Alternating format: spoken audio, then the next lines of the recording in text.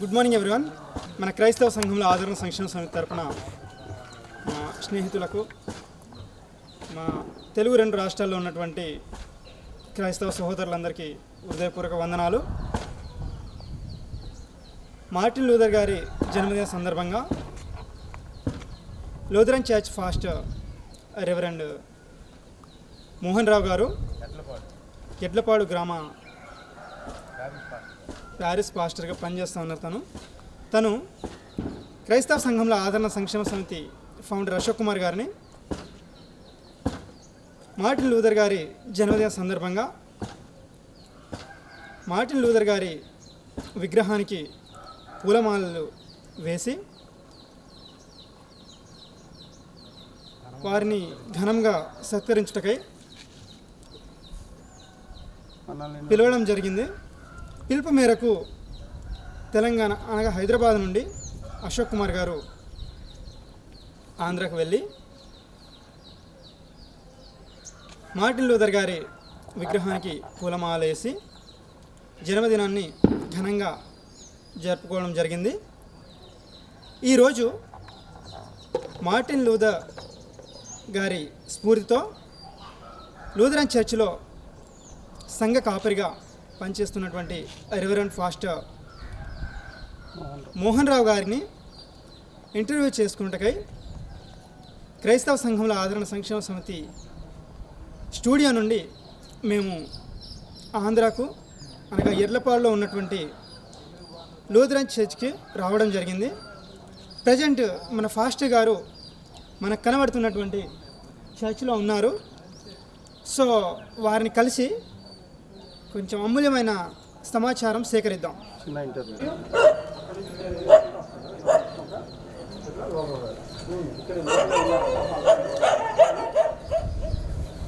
Good morning అండి.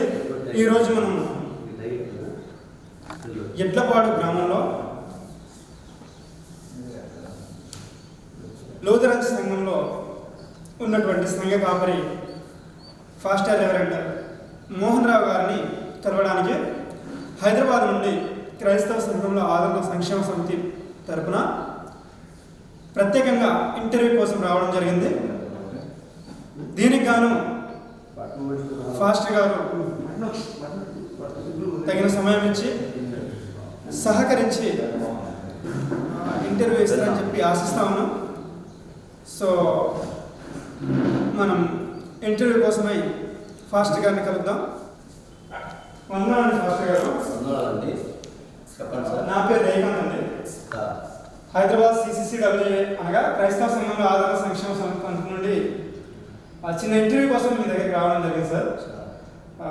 గత కొద్ది రోజుల క్రితం అనగా మన మార్టిన్ లూథర్ గారి బర్త్డే రోజు మీరు చిలికలూరిపేటలో NRT సెంటర్ వద్ద ఉన్నటువంటి మార్టిన్ లూథర్ గారి విగ్రహానికి పూలమాల వేసి సత్కరించారు కదా సార్.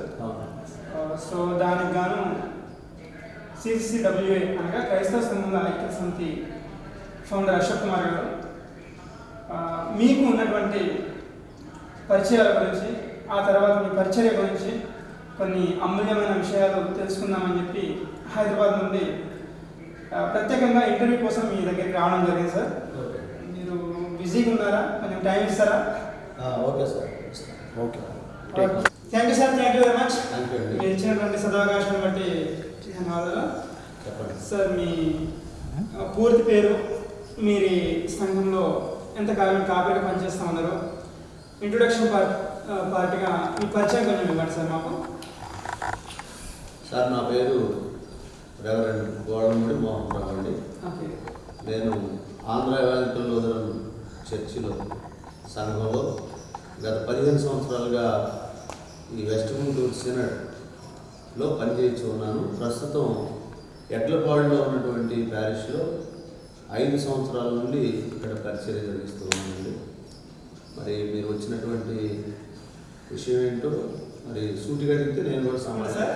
Thank you sir. సూటిగా మేము వచ్చినటువంటి ఉద్దేశాన్ని మీకు తెలియపరుస్తాం. మీరు ఇచ్చినటువంటి సమాచారం మేరకు తృప్తి కలుగుతుందని చెప్పి ఆశిస్తాను. ఓకే. క్రైస్తవ సంఘంలో ఆదరణ సంక్షేమ సమితి ఫౌండర్ అశోక్ కుమార్ గారు ఉన్నారు సార్. తెలుసు. వారు మరియు మీరు కలిసి ఆ రోజు విగ్రహానికి పూలమాల వేయడం జరిగింది. సో అశోక్ కుమార్ గారి గురించి మీకు ఏమైనా తెలిస్తే కొంచెం తెలియపరుస్తారా? మీకు వారికి ఎంతకాలంగా పరిచయం ఉంది, ఈ విషయాలు కొంచెం తెలుసు. అశోక్ కుమార్ గారు నాకు గత 14 సంవత్సరాల నుంచి తెలుసండి. వారు నేను పరిచయం చేసినటువంటి సంఘాల్లో మొట్టమొదటిగా రొంపిచర్ల ప్యారిష్లో నేను పరిచయం చేశాను. అక్కడ వాళ్ళ బంధువులు ఉన్నారు. అక్కడ ఒక శుభకార్యం నిమిత్తమే వాళ్ళు వచ్చినప్పుడు వారితో కొంచెం పరిచయం అయింది. ఆ తర్వాత అదే ప్యారిష్లో ఇంకొక సంఘం కూడా ఉంది నాకు, హనుమన్న సంఘం. ఆ సంఘంలో మునమాక అనేటువంటి సంఘం, అక్కడ కూడా వాళ్ళకి బంధువులు ఉన్నారు. వాళ్ళ అమ్మమ్మ గారి పుట్టిల్లని వారు అంతకుముందు ఒకసారి చెప్పినట్టు గుర్తు. దాన్ని బట్టి తర్వాత నేను అక్కడ నుండి పసుమరు రావడం జరిగింది.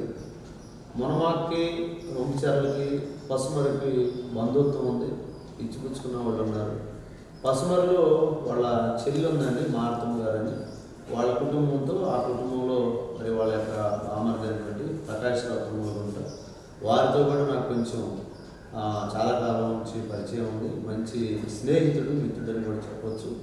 మరి దేవుని యొక్క పరిచర్యలో కూడా నాకు ఎంతో సహకారిగా ఉండేవారు. అప్పుడు నుండి అశోక్ కుమార్ గారు తెలుసండి.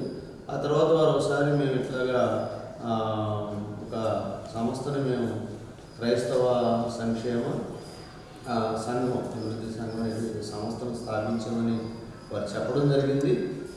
మేము కూడా చాలా సంతోషించాము. మరి వారికి ధన్యవాదాలు కూడా చెప్తున్నామండి. వారు మంచి పనిని ప్రారంభించినందుకు మేము కూడా దేవుని సన్నిధిలో ప్రార్థన చేస్తున్నాం. వారి సంస్థ అభివృద్ధి చెందాలని, వారి తోటి వారు సభ్యులందరూ కూడా మంచి కార్యక్రమాలు జరిపించాలని నేను చాలా సంతోషిస్తున్నాను. ఈ విధంగా ఆయన మాకు తెలుసు. మరి ఇంకా అనేకసార్లు రాకపోకల్లో వారితో కలిసి, మరి ఇది మా ప్రయాణం అని చెప్పవచ్చు. వారితో కలిసి ఈ విధంగా మరి ఆయన మాకు పరిచయం. ప్రస్తుతం అశోక్ కుమార్ గారు ప్రకాశం డిస్టిక్ వాస్తవ్యులు కదా. వారు హైదరాబాద్లో క్రైస్తవ సంఘంలో ఆదరణ సంక్షేమ సమితి అని ఒక సంస్థని స్టార్ట్ చేసి తద్వారా అనేకమైనటువంటి కార్యక్రమాలు చేపట్టడం జరుగుతూ ఉంది. అందులో భాగంగా మెడికల్ క్యాంప్స్, తర్వాత ఫాస్టర్స్ని sharing and caring, at the same time కొన్ని అద్భుతమైన కార్యాలు చేపడుతూ ఉన్నారు. తను అనేక సార్లు వార్తాపత్రికల్లో కూడా తన గురించి రావడం జరిగింది. సో వీటి విషయమై మీ బిడ్డగా మీరు ఏ విధంగా ఫీల్ అవుతా ఉన్నారని కొంచెం తెలియజేయండి సార్. వాళ్ళు చేసేటువంటి కార్యక్రమంలో మొట్టమొదటిగా సంఘ కాపరులుగా మాకు చాలా మేలుకరమైందండి. ఎందుకంటే ఈరోజు సేవకుల యొక్క పరిస్థితులు గందరగోళంగా, ఎందుకంటే మతోన్మాదం అనేటువంటి పరిస్థితులతోటి సేవకుల మీద ఇబ్బందికరమైనటువంటి పరిస్థితులు ఉంటా ఉన్నాయి. వాటిని ఎదుర్కొనడంలో కూడా వారు కొన్ని స్వచ్ఛందంగా ముందుకెళ్ళి ఈ సంస్థ ద్వారా వారి పరిచర్యలు అందిస్తున్నందుకు సేవకునిగా నాకు చాలా సంతోషం.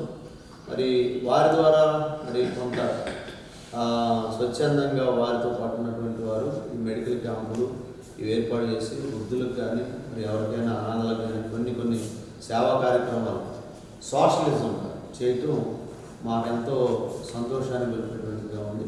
ఇటువంటి వాటితోటి ముందుకెళ్తే అది దేవునికి కూడా ఇష్టం. ఎందుకంటే మరి ఎవరైతే ఆదరిస్తారో ఆదరించే వారిని, అంటే దేవుని దృష్టిలో ఏంటంటే ఘనపరచడం అన్నాడు. అటువంటి వారు నేను కూడా ఘనపరుస్తాను అన్నాడు.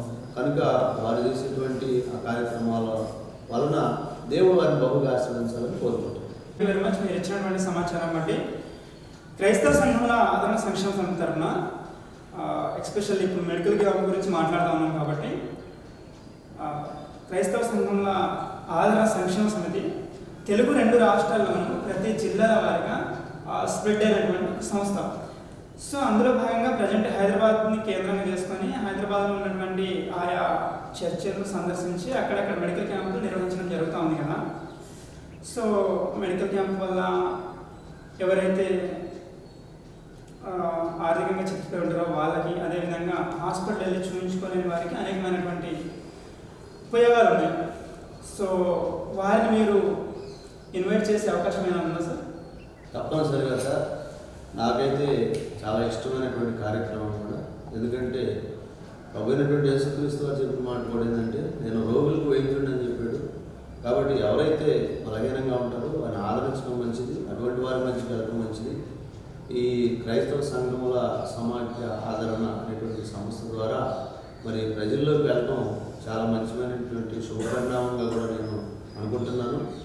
నాకు కూడా చిన్నప్పుడు ఒక అలవాటు ఉండేది, సంఘాల్లోకి వచ్చినా కూడా ఇంకొక అలవాటు చక్కగా అది కంటిన్యూ చేశాను. ఎందుకంటే మెడికల్ షాప్ దగ్గరికి వెళ్ళి చిన్న చిన్న మందులు, పారాసెటమాల్, అయితే జలుబుకి సిట్రిన్, నొప్పులకి డైరెక్టర్ కానీ ఇలాంటివి 30 పైసలకే ఇచ్చేవాడు ఒక ట్యాబ్లెట్. అప్పుడు రూపాయి అమ్మేవాడు.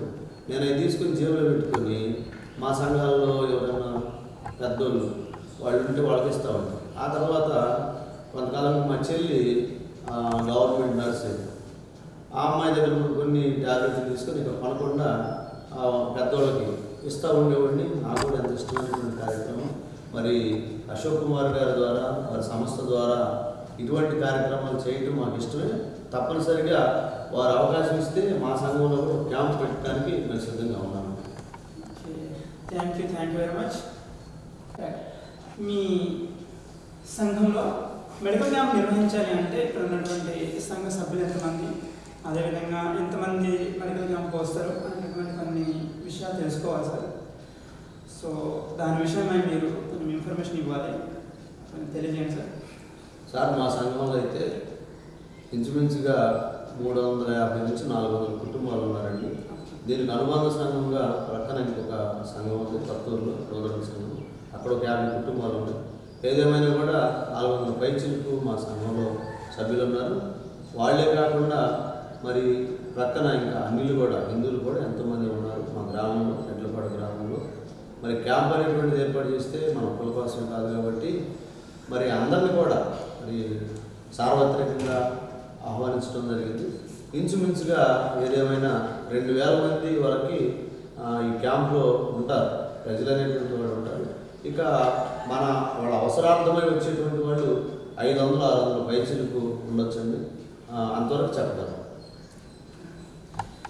క్రైస్తవ సంఘంలో ఆదరణ సంక్షేమ సంస్థ తరఫున మేము ఎక్కడికి వెళ్ళినా తప్పకుండా తన మన భేదం లేకుండా ఎవరైతే మన క్యాంపుకి వస్తున్నారో వారందరికీ కూడా ఉచితంగానే వైద్య సేవలు అందిస్తూ ఉన్నాం. మన దగ్గర ఉన్నటువంటి మెడిసిన్ కూడా ఉచితంగానే అందిస్తూ ఉన్నాం. అంత మాత్రమే కాదు, ఒకవేళ ఆయా పరిసర ప్రాంతాల్లో దెబ్బలు తగిలి వచ్చినా కూడా ఇక్కడ on the spot first aid చేసి పంపిస్తూ ఉన్నాం మెడికల్ క్యాంప్ నిర్వహిస్తున్నటువంటి రోజు. సో తప్పకుండా మా ప్రయత్నం కోసం మేము అడుగుతా ఉన్నాం సార్. ఎస్పెషల్లీ ఇక్కడ ఉన్నటువంటి స్ట్రెంత్లు తెలుసుకోవాలని చెప్పి ఆ ఉద్దేశంతో అడగడం జరిగింది.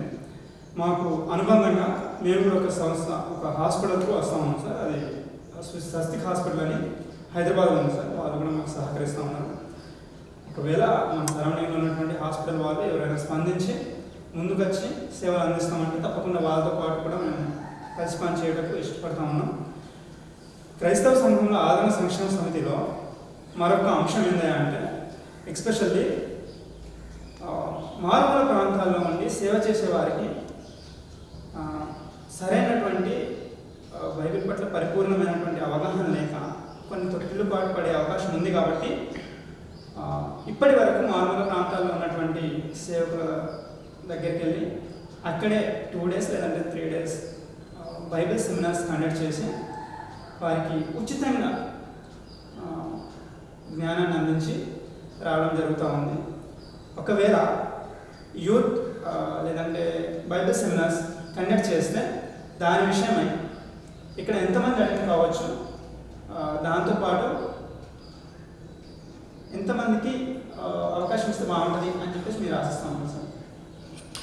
ఏదేమైనా బైబిల్ సెమినార్ అనేటువంటిది ఏర్పాటు చేస్తే ఒక 200 మంది వరకు తప్పకుండా హాజరవుతారండి.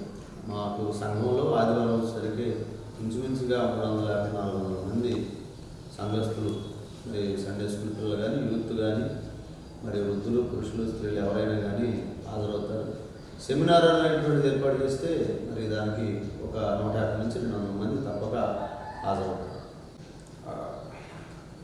ఓకే సార్, మీరు ఇచ్చినటువంటి అమూల్యమైనటువంటి సమాచారాన్ని బట్టి ధన్యవాదాలు సార్. ఇప్పుడు మేము ఏవైతే సెమినార్స్ కండక్ట్ చేస్తూ ఉన్నామో బైబిల్ కాలేజ్ సెమినార్స్ ఉన్నాయి కదా, అవి ఒక ప్రాంతానికి వెళ్ళి 3 days 4 days కండక్ట్ చేసి వస్తా ఉన్నాం. కానీ దానికి సంబంధించి వారిని ఫాలో అప్ చేయలేకపోతా ఉన్నాం. ఎందుకంటే ఒక్క డిస్ట్రిక్ట్లో ఒక్కొక్క సెమినార్ కండక్ట్ చేస్తూ ఉన్నాం. వాటిని కొంచెం ఇబ్బంది పడతా ఉంది. సో అందుకని చెప్పి ఆన్లైన్లో బైబిల్ కాలేజ్ స్టార్ట్ చేద్దామని చెప్పి ఒక ఆలోచనతో ఉన్నాం సార్. సో దీని విషయమై మీరు ఒకవేళ వీలైతే ఏదైనా సబ్జెక్ట్ టీచ్ చేయగలరా? ఎందుకంటే మీ అనుభవాలు చాలా ఉన్నాయి. మీ ఒక 30 years of experience in industry. So ఏమన్నా తీసుకునే అవకాశం ఉంటే తీసుకుంటే బెస్ట్ అని నా సలహా. సార్, స్వచ్ఛందంగా మేము మీ దగ్గరకు వచ్చేది తీసుకోలేము, కానీ మీరు ఏదైనా ఏర్పాటు చేస్తే సెమినార్ లాంటి వాటిలో మాకు దగ్గర అనుకూలతను బట్టి వచ్చి తప్పనిసరిగా మేము ఏదైనా మా వంతు సలహాలు లేకపోతే వాక్య పరిచర్య చేయగలం. దేవుడు మాకు ఇచ్చిన తలాంతును బట్టి అక్కడ మీతో కలిసి పనిచేయడానికి సిద్ధంగా ఉన్నాం. Thank you sir. ఇప్పుడు బైబిల్ కాలేజ్కి వచ్చే యూత్ ఉన్నారు కదా, వారికి మీరేమన్నా మా మీడియా తరఫున సలహా ఇవ్వగలరా? ప్రభువైనటువంటి యేసుక్రీస్తు ఆయన యవన ప్రాయంలో ఉన్నప్పుడు యవన కాలం అనేటువంటిది సాతానికి చాలా ఇష్టం. అయితే తన యవన కాలంలో తల్లిదండ్రుల చేత ఏమాత్రం కూడా నొప్పించేటువంటి రీతిగా, బాధించేటువంటి రీతిగా ఉండలేదు ప్రభు. ఈరోజు సమాజంలో యవనస్తులు ఉన్నారు అంటే తల్లిదండ్రులకి గాయాలు చేసేవారు కానీ ఎక్కువగా కనపడుతున్నారు. అధికంగా వాళ్ళలో కూడా మేము ప్రభువును గుర్తెరిగాము అని చెప్పుకునేటువంటి వారిలోనే ఎక్కువగా కనపడుతున్నారు. అయితే తెలుసుకోవాల్సింది ఏంటంటే వాక్యం తెలుసుకోవాలి. బైబిల్ గ్రంథంలో యుక్త వయసులో ఉన్నటువంటి వారిలో ఆది కాండంలో నుంచి మరి యోసేపుని తీసుకోవచ్చండి. యోసేపు చాలా చక్కని పవిత్రమైనటువంటి జీవితం జీవించాడు. ఇస్సాకు ప్రార్థనాపరుడుగా ఉన్నాడు. ఆయన కూడా యవన కాలంలో మరి ఎదిగొచ్చిన తర్వాత మోషే ఐగుప్తు యొక్క పాపపు ధనాన్ని విసర్జించాడు. ఈరోజు ధనమే పరమావధిగా పెట్టుకొని డబ్బులుంటే చాలు అని యూత్ పార్టీలని అవన్నీ ఇవన్నీ తల్లిదండ్రులు సంపాదిస్తుంటే వాడు కలువ గంజో తాగి మరి యూత్ ఈ పార్టీలతో ఎక్కువగా దేవునికి దూరం అయిపోతున్నారు. అది స్వచ్ఛందంగా చెప్తారు. రెండోది, సంవత్సరానికి వచ్చి ఒకసారి క్రిస్మస్ అని సంతోషంగా జరుపుకుంటున్నాం, కానీ ఆ క్రిస్మస్ పెదవులకు పై ఆడంబరాలతో సరిపోతుంది తప్ప హృదయంలోకి మనసుల్లోకి వెళ్ళలేదు. ఆ విధంగా క్రిస్మస్ అనేటువంటిది జరుగుతున్నారు. దీనికి ఎక్కువగా యూత్ ఆకర్షితులు అవుతున్నారు. యూత్ క్రిస్మస్లు చాలా ఎక్కువైపోయినాయి. కానీ వాళ్ళందరూ కూడా మారలేదని నేను అన్నా, కానీ పరిపూర్ణంగా పరిశుద్ధ బైబిల్ గ్రంథంలో యవనస్తులైనటువంటి వారు దేవుని ఏ విధంగా మహిమపరిచారో, యోసేపు, ఇస్సాకు, మోషే, షడ్రకు, మేషకు, అబేద్నెగో వీళ్ళు, అలాగే కొత్త నిబంధనలోకి వచ్చేసరికి మరి యవన కాలంలో ఉన్నటువంటి వాళ్ళు అపోస్తలులందరూ కూడా వాళ్ళకి కుటుంబాలను దేవుని మహిమపరిచారు, వెంబడించారు. మరి పౌలు గారు కూడా కొత్త నిబంధన క్రీస్తు అనే ఆయన పేరు. మరి ఈ విధంగా గాయు ఉన్నాడు, తిమోతి ఉన్నాడు, యవన ప్రాయంలో ఉన్నవాడు. వాళ్ళందరూ కూడా దేవుని మహిమపరిచారు.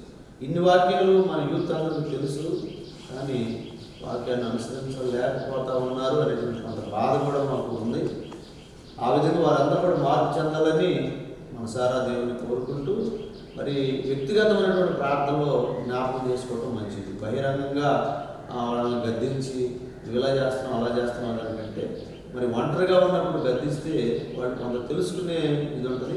కానీ మైకుల్లో గద్దించడం, నలుగురు ఉన్నప్పుడు గద్దించడం ఇది మంచి పద్ధతి కాదని కూడా నేను నా అనుభవపూర్వకంగా కూడా చెప్తున్నాను. ఎందుకంటే వ్యక్తిగతంగా ఆ ఒంటరిగా ఉన్నప్పుడు గద్దిస్తే తను తెలుసుకుంటాడు. నలుగురిలో ఉన్నప్పుడు కొంచెం అతనికి అతిశయం అనేటువంటిది వచ్చేసింది. చిన్నతనం, నన్ను ఈ విధంగా మాట్లాడుతున్నారే, నన్ను అవమానపరిచారు అనేటువంటిది ఉంటుంది.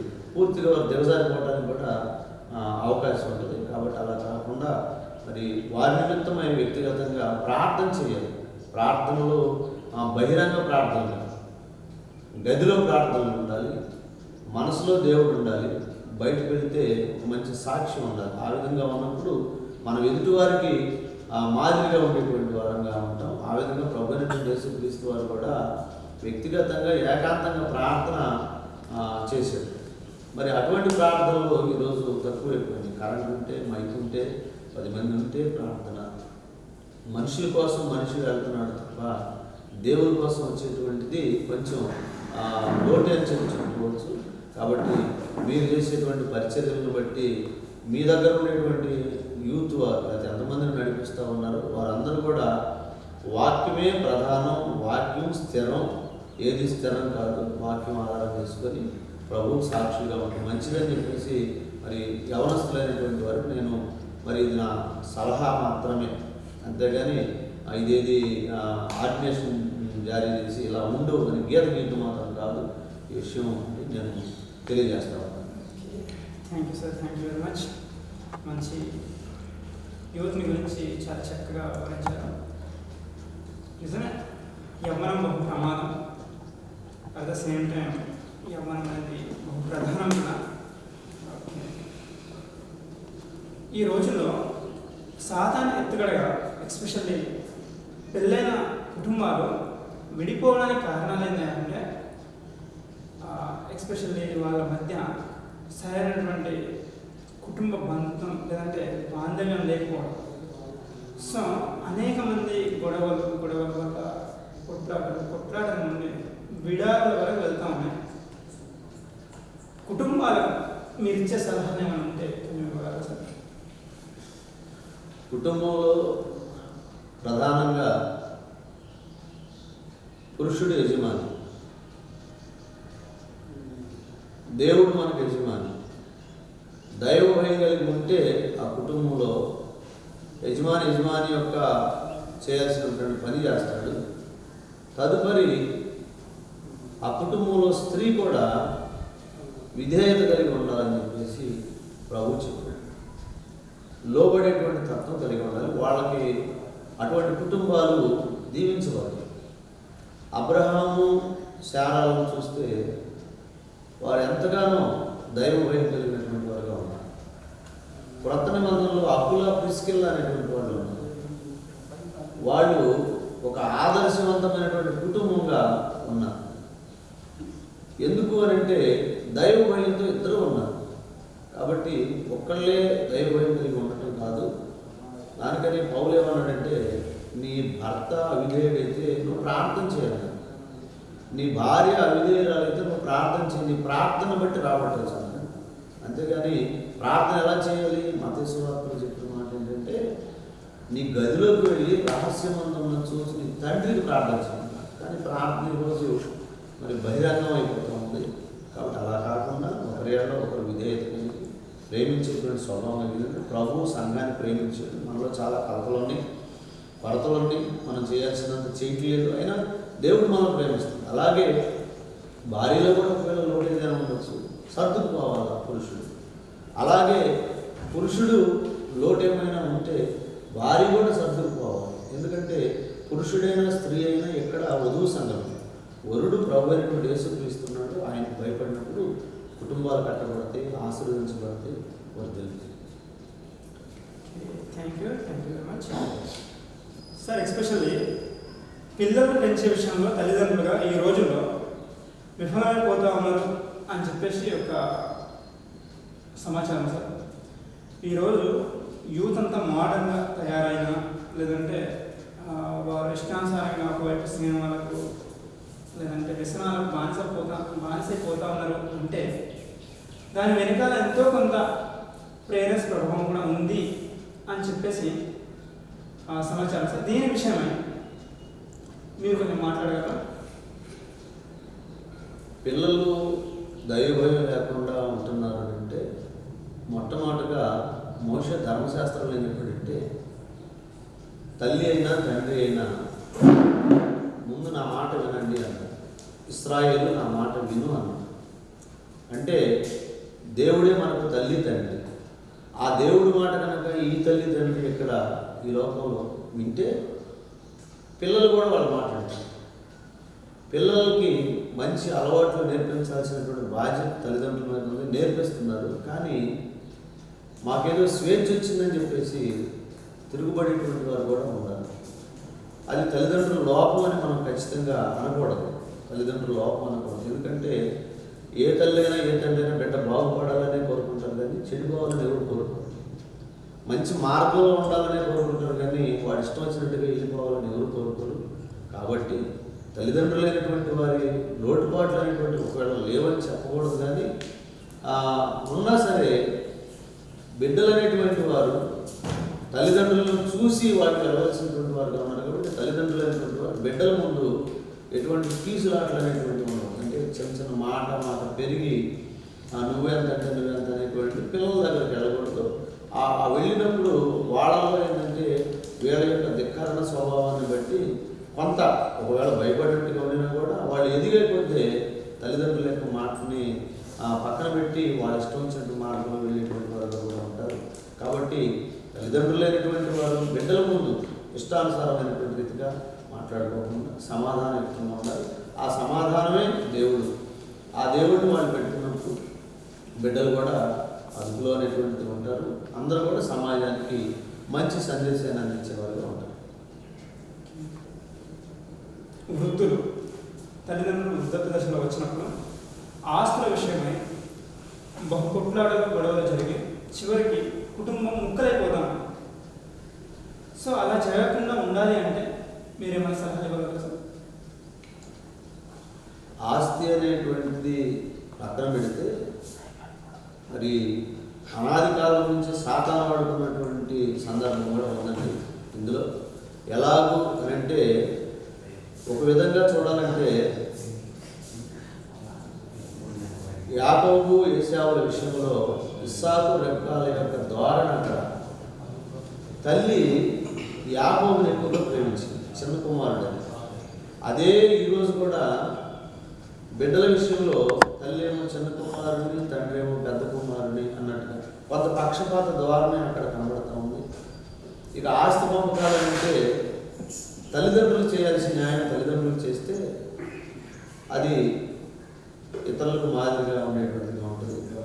తల్లిదండ్రులు చేయాల్సిన దాంట్లో వాళ్ళు చేయకపోవడం వలన ఎవరో ఒకరికి వాళ్ళ మీద కోపం అనేటువంటిది రావడం సహజంగా జరుగుతూ తల్లిదండ్రులు కూడా నెట్టివేయబడుతున్నారు ఆస్తుల విషయంలో. ఇంకా కొన్ని సందర్భాల్లో చూస్తే చంపివేయబడుతున్నారు కూడా. దీని అంతటికీ గల కారణం ఏంటంటే అందరూ చెప్తారు మనం ఏమి ఎత్తుకుపోవరా ఇక్కడ నుంచి అంటారు, కానీ దాని చుట్టే మనిషి తిరుగుతూ ఉన్నాడు, ధనం చుట్టే తిరుగుతూ ఉన్నాడు. కాబట్టి అది మనతో వచ్చేది కాదు, అది శాశ్వతం కాదు. వాక్యాలు చెప్తారు, మరి ఇతరులకి చెప్పడం చెప్తుంటే కానీ ఆచరించే విషయంలో కొంత లోటు అనేటువంటి జరుగుతుంది. దానివల్ల కుటుంబ కలహాలు విభేదాలు అనేటువంటివి కూడా వస్తాయి. Thank you sir. ఎస్పెషల్లీ క్రైస్తవ లేదంటే నాయకునికి ఇప్పుడు ఉన్నటువంటి జనరేషన్లో ఉండాల్సిన లక్షణాలు ఏంటి? వారు ఏ విధంగా తన కుటుంబాన్ని, తర్వాత సంఘాన్ని, అదేవిధంగా సమాజంలో తన నడవడిక ఎలా ఉంటే బాగుంటుంది అనే విషయాన్ని కూడా తెలియజేయండి సార్. క్రైస్తవుడు నడవలసినటువంటి మార్గం అంటే క్రైస్తవుడు అంటేనే మరి క్రీస్తుని కలిగి ఉన్నాడు.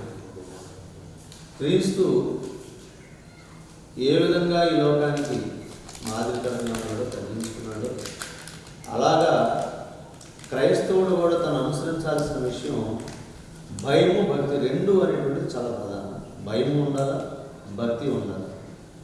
భయంతో స్వచ్ఛంద కార్యక్రమాలు కొన్ని చేస్తూ ఉంటారు, భక్తి ఉండదు. భక్తిని చాలామంది పైభక్తి, దానికి పౌలు గారు ఏమన్నాడంటే పైభక్తి కలిగి ఉండటం కాదు, దాని శక్తిని ఆశ్రయించడం. పైభక్తితో ఉండి భయం లేకుండా, అంటే దేవుని పని ఏదైనా ముందుకు వెళ్ళాలంటే ఇచ్చే విషయంలో వెనక్కి తీసేవాళ్ళు ఉంటారు. కాబట్టి భయము భక్తి అనేటువంటిది కలిగి ఉన్నప్పుడు నిజమైనటువంటి క్రైస్తవుడు. భయము భక్తి లేకుండా క్రైస్తవుడు అని చెప్పుకున్నా కూడా అది క్రైస్తవం కాదు, నామకరణ క్రైస్తవుడు. Okay, thank you sir. ప్రతి క్రైస్తవుడు చిన్న క్రీస్తు అని, అదేవిధంగా పౌలు గారు చెప్పినట్టు నేను క్రీస్తుని పోలి నడిచిన ప్రకారం మీరు నన్ను పోలి నడుచుకోండి అని చెప్పేసి అన్నారు. కాబట్టి మాదిరికరమైనటువంటి జీవితాన్ని జీవిస్తూ ముందుకు సాగాలని చెప్పేసి మంచి సలహా ఇచ్చారు. ఓకే సార్, ఎస్పెషల్లీ మన క్రైస్తవ సంఘంలో ఆదరణ సంక్షేమ సమితి ఇంకా వృద్ధిలోకి రావాలి అంటే మీరేమైనా సలహాలు సూచనలు ఇవ్వగలరా? మా నుండి ఇచ్చేటువంటి సలహాలు మీరు చెప్పినట్లుగా, పౌలు గారు చెప్పినట్లుగా నేను క్రీస్తుని పోలి నడుచుకుంటున్నాను. కాబట్టి క్రీస్తుని పోలి ఈ సంస్థ అనేటువంటి ముందుకు వెళ్తే అంతకంటే ఇంకా మనం ఇచ్చేటువంటి సూచన ఏమీ ఉండదు. మనం క్రీస్తుని పోలి నడుచుకోవడంతో చాలు, ఇంకెవరు సూచనలు అవసరం లేదు. మనం నడుచుకుంటే మనం అనేక మంది అనుసరిస్తాం. మనం ముందు నడుచుకోవడం అనేటువంటిది అలవర్చుకున్నప్పుడు, ఎందుకంటే ఒక సంస్థ అనగానే ఇప్పుడు ముబ్బడిగా ఎక్కడి నుంచో ఏవో వస్తున్నాయి. వాళ్ళకి వీళ్ళ పరిస్థితులు చూసావా, ఎలాగా ఉంటున్నారో ఏంటో, ఒకప్పుడు ఎలా ఉండేవాళ్ళు ఇప్పుడు ఎలా ఉంటున్నారు అనేటువంటి ఆ మనసు అనేటువంటి ప్రతి ఒక్కళ్ళు వచ్చేస్తారు. వాళ్ళ మనసు ఎలా ఉన్నా కూడా ముందుగా మనం అసలు ఈ సంస్థ యొక్క ప్రధాన ఉద్దేశం ఏంటి, దాని ప్రకారంగా మనం నడుస్తూ ఉన్నాము లేదా అనేటువంటి ఉంటే చాలు, ఇంకా ఎవరు సూచనలు కూడా అవసరం లేదని నా అభిప్రాయం. Okay, thank you sir. దేవుడే నడిపిస్తాడు అని చెప్పేసి సలహా ఇవ్వడం జరిగింది. ఓకే, మీ అనుభవాల నుండి మీరు almost 30 years of experience in Lutheran ministry. So మీ అనుభవాల నుండి మీరు మాకు ఇవ్వాల్సినటువంటి సజెషన్స్ ఏమైనా ఉంటే తెలియజేయండి సార్. సమాజంలో ఆటుపోట్లు అనేటువంటివి వస్తూ ఉంటాయి. ఒక కుటుంబంలో కూడా ఆటుపోట్లు అనేటువంటివి వస్తూ ఉంటాయి. ఇవి రెండు లేకపోతే ముందు అసలు మనిషి ఒక నిలబడేటువంటి స్థితిలోకి రాలేదు. కాబట్టి ఈ సంస్థ ముందుకు వెళ్ళాలి అని అంటే ఎత్తుపల్లాలు ఎన్నో ఉంటూ ఉంటాయి. ఆ ఎత్తుపల్లాలని మరి సరిచేసుకుంటూ పోవాలంటే మనం కొన్ని విషయాల్లో తగ్గి ఉండటమే దీన్ని ముందుకు తీసుకెళ్ళేటువంటి వారంగా ఉంటాం. ఆ విధంగా మరి అన్ని విషయాల్లో కూడా ఒక సంఘముగా సమాఖ్య మంచి మాట సమాఖ్య. మరి ఈ క్రైస్తవ సంఘముల మధ్య పరిచర్య చేయడం అనేటువంటిది ముఖ్య ఉద్దేశంగా పెట్టుకున్నటువంటి సంస్థ. అదే ఉద్దేశంతో ముందుకు వెళ్ళాలని కూడా మరి నేను కోరుకుంటూ ఉన్నాను. దాని ద్వారా మనం అనేక మందిని దేవుని వైపు తిప్పగలం. దేవుని వైపు తిప్పాలంటే మనం జరగకుండా, మనం మారకుండా, మన సంస్థ యొక్క ముఖ్య ఉద్దేశాన్ని పక్కన పెట్టి మన సొంత విషయాలు కొన్ని జోడిస్తే దాని ద్వారా ఏది కూడా అభివృద్ధి చెందదు. ఒక కుటుంబం అయినా, ఒక వ్యక్తి అయినా, ఒక సమాజం అయినా, మరి ఇటువంటి స్వచ్ఛంద సంస్థలైనా ఏవైనా సరే దాని యొక్క ముఖ్య ఉద్దేశంగా దాన్ని ముందుకు తీసుకోవాలని నేను ఒక చిన్న సలహాగా ఇస్తాను. Thank you sir, thank you very much. క్రైస్తవ సంఘముల ఆదరణ సంక్షేమ సమితికి చక్కని సలహాలు ఇస్తున్నటువంటి మీకు కృతజ్ఞతలు. ఎస్పెషల్లీ ఈరోజు క్రైస్తవ సంఘముల ఆదరణ సంక్షేమ సమితి స్టార్ట్ చేయబడింది అంటే దాని వెనకాల ఫాస్టర్స్ ఎదుర్కొనే సమస్యలు, అన్యాయంగా ప్రార్థన చేసుకుంటున్నటువంటి ఫాస్టర్ని దుండగులు వచ్చి నరికి చంపిన అడిగే దాతలేవు.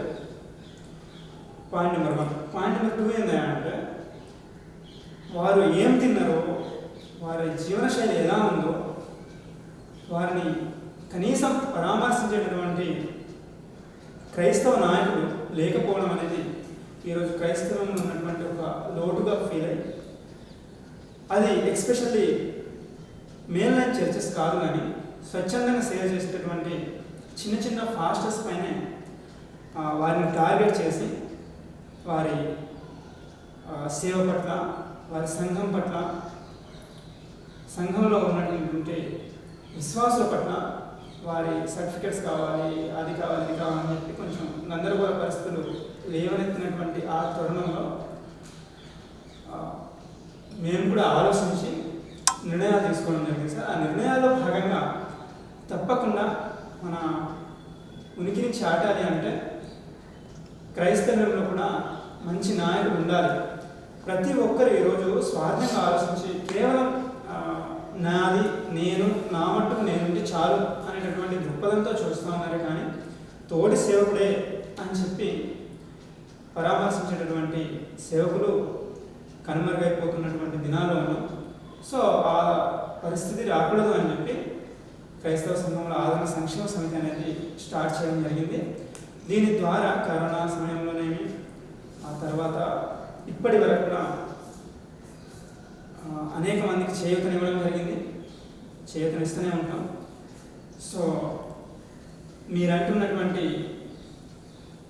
సమాచారంలో లేదంటే ఇస్తున్నటువంటి సమాచారంలో అమూల్యమైన విషయాలు బయటపడుతూ ఉన్నాయి. సంఘ విశ్వాసులుగా ఉన్నటువంటి వారికి మీరేమైనా సలహాలు ఇవ్వగలరా సార్ మా మినిస్ట్రీ నుండి మీడియా తరఫున? సంఘ విశ్వాసులుగా ఉన్నటువంటి వారికి సలహాలు ఇచ్చేటువంటి స్థితిలో ఈరోజు సేవకులు లేడని చెప్పచ్చు సార్. ఎంత మాట సార్. ఎందుకంటే సేవకుడికే సలహాలు ఇచ్చి ప్రస్తుతం లైన్ సంఘాలు అన్నారు మీరు కదా, చాలా మంచి మాట. లైన్ సంఘాల్లో జరుగుతుంది ఏంటంటే పూర్వకాలంలో రోడ్లో పత్రం తిరిగేదండి, కానీ ఇప్పుడు రోల్ అట్టాగే ఉండి పత్రం అట్టాగే ఉండి రోల్ తిరుగుతుంది. బహు బాధాకరమైన విషయం. అలాగా సేవకుడు చెప్పిన సలహాలతోటి ముందుకు వెళ్తున్నారు అనేటువంటిది ఈరోజు లేదు, అంతవరకు గ్యారెంటీ. సేవకుడే సలహా ఇచ్చి ఈ విధంగా నడవండి, ఈ విధంగా ఉండండి అనేటువంటి రీతిలో. రెండోది మీరు ఇందాక చిన్న చిన్న పాస్టర్లు మరి కొంచెం ఇబ్బంది పడుతున్నారు. వాళ్ళు కూడా తెలుసుకోవాల్సింది ఏంటంటే మన పరిధి దాటకూడదు. పౌలు గారు ఏమన్నాడంటే నా మేర దాటి నేను వెళ్ళను అన్నాడు. నా మేర దాటి, నా హద్దు దాటి వెళ్ళను. హద్దు దాటి వెళ్తే కేసే కదా. అలాగా మన పరిధి దాటి ఇంకొకళ్ళు తీసుకుంటున్నాం, ఇంకొకళ్ళ మీదకి వెళుతున్నాం. వాళ్ళు అలా చేస్తున్నారు, వీళ్ళు ఎలా చేస్తున్నారు అని అంటున్నాం. అది అసలు తప్పు. వాళ్ళు ఆ విధంగా చేస్తున్నారు. ప్రార్థన చేయట్లేదు మన పని. సేవకుడిగా క్రైస్తవుడిగా ప్రార్థన చేయట్లేదు మన పని. కాబట్టి మన పరిధి దాటకుండా ఉంటే అసలు సమాజం అంతా కూడా క్షేమంగానే ఉంటుంది. ఈరోజు చైనాలో చర్చీలు తగలబెట్టి చేస్తున్నారు, బైబిల్ తగలబెట్టి చేస్తున్నారు. చాలా బాధాకరం. మరి ఆ విధంగా కొంత కారణం సేవకులని కూడా చెప్పచ్చు. ఎందుకంటే బాప్తీసాలతోటే పరలోకం వెళ్ళిపోతారు కాబట్టి బాప్తీసాలు తీసుకోండి. బాప్తీసం దేనికి కావాలి? హృదయానికి కావాలి. హృదయ శుద్ధి గలవారు దేవుని చూస్తారని చెప్పారు. హృదయం శుద్ధిగా లేకుండా బాప్తీసం తీసుకోండి, నీ పేరు మారుతా, నీ సర్టిఫికెట్ మారుతా. ఈ దేశంలో ఉంటున్నాం, ఇది హిందూ దేశం. హిందూ దేశంలో ఉంటా హిందూగానే నీ పేరు నమోదు చేసుకుంటా నేను క్రైస్తవుని చెప్పుకుంటున్నాను. మరలా సువార్త ప్రకటిస్తున్నావు, నీ పేరు హిందూగానే ఉండిపోతుంది. దీని ద్వారా ఏం తీసుకెళ్ళగలుగుతాము? కాబట్టి సేవకులు కూడా కొన్ని తెలుసుకోవాల్సినటువంటివన్నీ మాలో కూడా లోటుపాట్లు లేవని చెప్పం, నొప్పించేటువంటి జరగకుండా ఉండవు. కానీ తెలుసుకున్నప్పుడు ఎక్కడ నేను నొప్పించింది, ఎవరు బాధ పెట్టాలని తెలుసుకున్నప్పుడు సమాజం క్షేమంగా ఉంటుంది. సంఘానికి మనం తిరిగి మళ్ళా సలహా ఇవ్వగలిగే వాళ్ళంతా ఉంటాం. సంఘమే ఈరోజు సలహా ఇస్తుంది. కాబట్టి సంఘానికి మనం సలహా ఇచ్చే రోజు రావాలని ఆ విధంగా సేవకుడు కూడా తిన్నని మార్గంలో యేసు సిద్ధపరిచిన మార్గంలో వెళ్ళినప్పుడు సేవకుడు వెళ్ళాలి ముందు. ఆ విధంగా వెళ్ళకపోవటం వల్ల మరి అందరూ కలిసి ఒకే గాడిని కట్టేటువంటి కూడా పరిస్థితి అలా ఉండకూడదని చెప్పేసి మరి ఈ యొక్క సంస్థ ద్వారా సంఘానికి నేను చిన్న సూచన, సలహా కూడా కాదు, సూచన మాత్రమే, అది నేను తెలియజేస్తాను. Thank you sir, thank you very much. మంచి సలహాలు ఇస్తూ ఉన్నారు. మీరన్న విధంగా సంఘం కూడా ఈరోజు సరైన క్రమంలో వెళ్ళట్లేదు. అదేవిధంగా ప్రతి మనుషుడు కూడా మానవుడే కాబట్టి ఏ ఒక్కరు పరిపూర్ణుడు కాదు, దేవుడు ఒక్కడే పరిపూర్ణుడు. కనుక అందరూ దిద్దుకునే వాళ్ళగానే ఉన్నాం. ఆ దిద్దుబాటు అనేది పరిపూర్ణత్వంలోకి నడిపించాలి. సో ఓకే, చక్కని సలహాలు ఇస్తూ ఉన్నారు. ఈరోజు ఉన్నటువంటి ఏదైతే మినిస్ట్రీ ఉందో ఆ విషయమై కూడా రానున్న రోజుల్లో చూడండి 2000 వరకు ఇప్పుడు ఏదైతే ఆన్లైన్లో ఉన్నటువంటి ఆన్లైన్ హంగామాలు ఉన్నాయో అవి లేవు. కానీ మినిస్ట్రీ అభివృద్ధి చెందింది. రానున్న ఇంకో 20 years తర్వాత ఊహిస్తే మొత్తం కూడా ఆన్లైన్లోనే అయ్యే విధంగా మార్పు చెందుతా ఉంది. ఒకవైపు అభివృద్ధి చెందింది అనవచ్చు, కానీ ఆత్మీయత దిగజారింది అని కూడా చెప్పవచ్చు. ఈ విషయమై మీరేమన్నా సలహాలు ఇవ్వగలరా సార్? ఆత్మీయత దిగజారింది అనేటువంటి మాట మరి అది అవునో కాదో కానీ ఆత్మీయంగా బలపడేటువంటి వారు అంతరంగ క్రైస్తవులు ఉన్నారండి. చాలామంది ఉన్నారు అంతరంగం. ప్రభువు కావాల్సింది పైరూపం కాదు, అంతరంగం కావాలి. ఎందుకంటే ఆయా గృహాలు దర్శించేటప్పుడు మరి అన్యుల మధ్య కూడా వెళ్ళేటప్పుడు లేదు వాళ్ళతో కలిసి ఏదైనా ప్రయాణంలో ఉన్నప్పుడు కొంతమంది మీరు ప్రార్థనకు వెళ్తారండి, లేకపోతే మా చేతిలో ఉండేటువంటి బైబిల్ చూసు లేకపోతే ఏదైనా చిన్న బ్యాగ్ చూసు మీరు ప్రార్థనకు వెళ్తారా లేకపోతే సేవ చేస్తారా అని అడుగుతారు. అటువంటి సమయంలో వాళ్ళు ఏమంటారంటే మేమైతే రాలేమండి, మా కోసం మీరు ప్రార్థన చేయండి, మా వాళ్ళ మా కుటుంబాలను మాకు కొంచెం ఇబ్బందికరమైనటువంటి పరిస్థితులు అని చెప్పేవాళ్ళు చాలామంది ఉంటారు. నాకు తెలిసినటువంటి ఒక డిప్యూటీ తహసీల్దార్ గారు, ఆయన బ్రాహ్మణుడు, కొత్తగా మంచి వ్యక్తి, రెవెన్యూ డిపార్ట్మెంట్లో పనిచేయటం కాబట్టి ఆయన డబ్బులు ఆశించేవాడు కాదు, ఏది కూడా ఫ్రాడ్ చేయడం నాకు ఇష్టం ఉంది. నేను వాళ్ళ ఇంటికి వెళ్ళాను ఒకసారి. వెళ్తే వాళ్ళ సతీమణి గారు మా కొరకు ప్రార్థన చేయండి అని అన్నారు. ఏంటండి అని అన్నాను, ఆశ్చర్యపోయాను.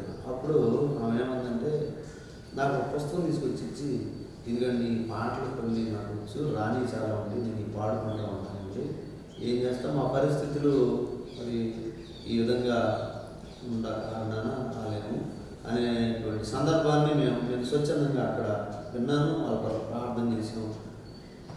అక్కడికి వెళ్ళడానికి మా మిత్రుడు ఒక ఆయన ఈ మధ్య కాలం చేసిన సంవత్సరం క్రితం రాయపూడి యాకోబు గారు అని, ఆయన కూడా రెవెన్యూ డిపార్ట్మెంట్లో ఆదాయం చేస్తున్నారు. ఆయన నన్ను అక్కడ పరిచయం చేశారు.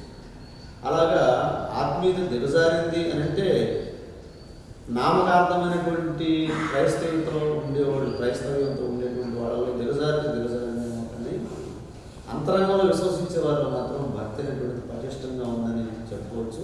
ప్రభువు కావాల్సింది కూడా అంతరంగ భక్తి. కాబట్టి ఆత్మీయత దిగజారిందని మనం చెప్పలేము. ఏ మనిషిని కూడా మనం కొలత వేయలేము, తూకం పెట్టలేము. మనం ఏం చూస్తామంటే పై రూపమే చూస్తాం.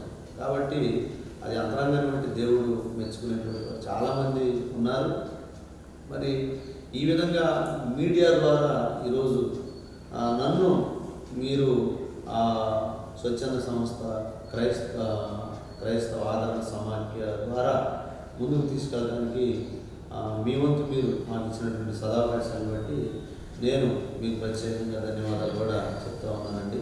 ఎందుకంటే కొన్ని విషయాలు బహిరంగంగా వెళ్ళాలి అని అంటే ఎవరో ఒకళ్ళు ముందుకు రావాలి. అలాగా మరి బ్రదర్ అశోక్ కుమార్ గారు వారి ద్వారా మరి ఈ సంస్థ ఏర్పాటు చేసి దాని ద్వారా నన్ను కూడా మరి మీతో పాటు పాలుభాగస్వామిగా చేయటం మాకు ఎంతో సంతోషం. మరి వారికి మీకు మరి ప్రత్యేకంగా మా కుటుంబం తరఫున, మా ప్యారిష్ ఎడ్లపాడు ప్యారిష్ తరఫున, ఏఎల్సి సంఘం తరఫున ప్రత్యేకమైనటువంటి ధన్యవాదాలు కూడా.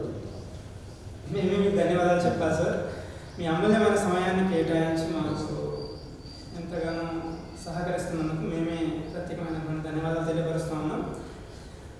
ఓకే సార్, చిన్న ప్రార్థన చేయండి మా కోసం, మా క్రైస్తవ సంఘంలో ఆదరణ సంక్షేమ సమితి కోసం చేయండి. ఇంకా మేము అనేక కార్యాలు చేపట్టాలి అని చెప్పేసి ఆలోచిస్తాము. దాంట్లో ఈ కరోనా కొంచెం ఒకటి కల్పించినప్పటికీ సరే ప్రార్థన చేయండి. అట్ ద సేమ్ టైం మా గోల్ ఏంటంటే ఇంకో 20 years ఏదైతే 20 years జర్నీ ఉందో ఆ 20 years లోపు కొన్ని ప్రత్యేకమైనటువంటి గోల్స్తో పనిచేస్తాము. గోల్స్ ఉన్నాయి. సో ప్రార్థన చేయండి. అట్ ద సేమ్ టైం సంఘం వారికి కూడా తెలియజేయండి. ఇచ్చినటువంటి సమయాన్ని బట్టి, సదవకాశాన్ని బట్టి మేమే మీకు కృతజ్ఞతలు. ధన్యవాదాలు.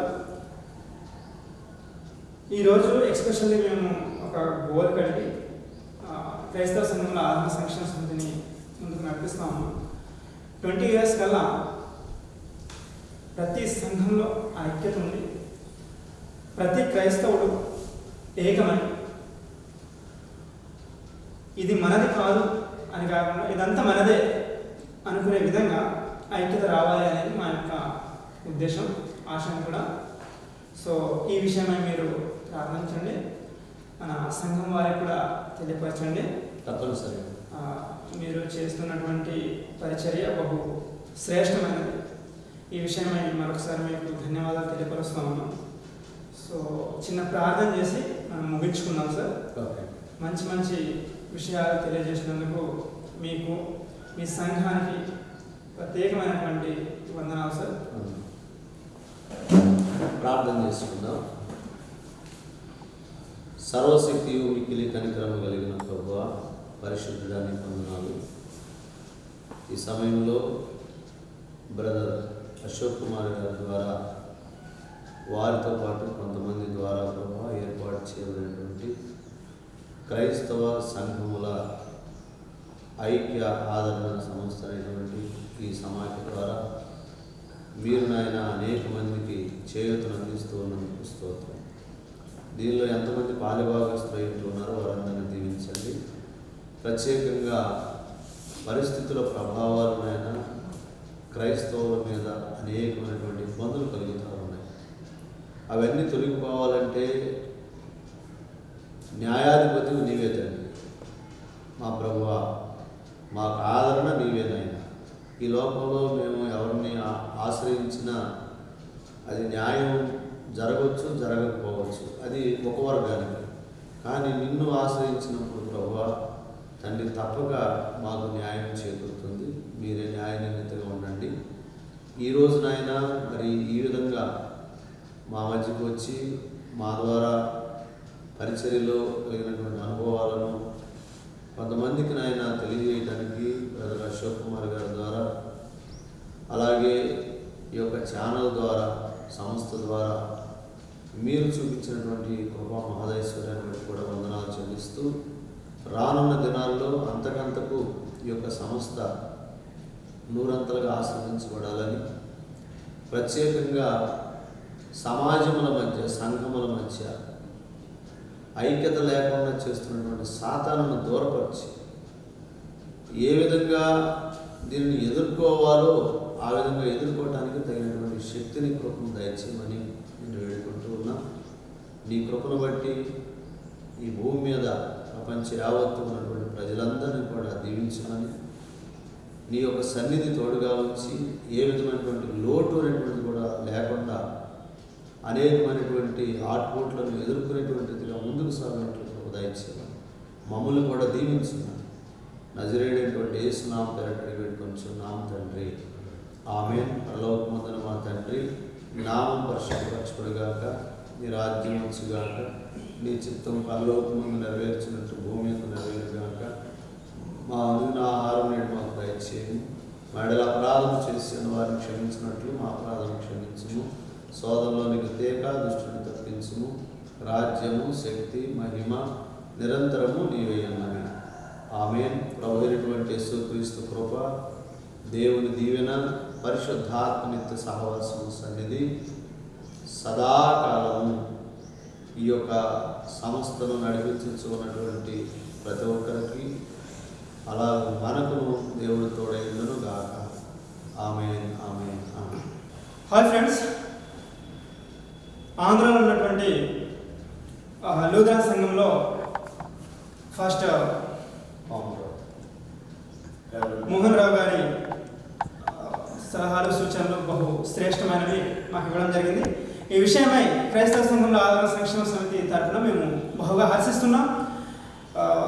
అశోక్ కుమార్ గారు ఆంధ్రలో పుట్టి ఇక్కడే పెరిగి తను పనిచేస్తున్నటువంటి పని నిమిత్తం హైదరాబాద్ వచ్చి స్థిరపడి, హైదరాబాద్లో క్రైస్తవ సంఘంలో ఆదరణ సంక్షేమ సమితి సంస్థ స్టార్ట్ చేసినప్పటికీ తన పూర్వస్థితి, పూర్వం ఏ విధంగా ఆత్మీయత కలిగి జీవించేవారు, వారికి ఫాస్ట్లకు ఉన్నటువంటి సత్సంబంధాలు ఏ విధంగా ఉన్నవి, వారి రిలేషన్షిప్ ఏ విధంగా కొనసాగింది అనేటటువంటి అద్భుతమైన విషయాలు పాస్టర్ మోహన్ గారు తెలియజేయడం జరిగింది. అదేవిధంగా క్రైస్తవ సంఘంలో ఆదరణ సంక్షేమ సమితి స్టార్ట్ చేయడానికి వారు ఇచ్చినటువంటి సలహాలు సూచనలు కూడా బహు శ్రేష్టమైనవి అని చెప్పి వారు తెలియజేసినటువంటి విధానాన్ని బట్టి మరొకసారి వారికి ప్రత్యేకమైనటువంటి వందనాలు తెలియపరుస్తూ ఉన్నాం. సో ఇక నుండి జరిగే ప్రతి కార్యక్రమాన్ని మా సహోదరులందరికీ తెలియలాగా వివరిస్తామని చెప్పి, అదేవిధంగా ఒక సేవకుల జీవితం అనేది తెలిసిన పుస్తకంలా ఉండాలి అని చెప్పి మేము చేసేటటువంటి ప్రతి కార్యక్రమాన్ని కూడా సోషల్ మీడియా ద్వారా మీతో పంచుకోవడానికి మేము సిద్ధంగా ఉన్నాం.